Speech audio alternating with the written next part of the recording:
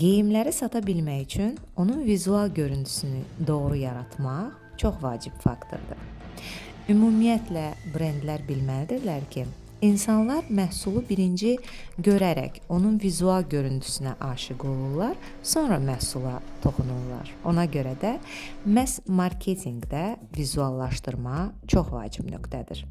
Əgər bizim yerli brendlərə Instagram ünvanından analiz etsək, demək olar ki, çoxu 2018, 2019 və 2020-ci illərin çəkiliş strategiyasında qalıblar və bu da 2025-ci il üçün artıq işləmir. Yaz-yay kolleksiyası mart ayından satışa buraxılır. Yəni düşünürəm ki, artıq bunun çəkilişləri üçün ola bilər çoxunuz gecikmisiniz. Amma payız-qış kolleksiyası üçün hələ zamanınız var. Odur ki, bu videoda studiya çəkilişində məhz necə biraz dinamik çəkilişlər edə bilərsiniz, bunu göstərdim.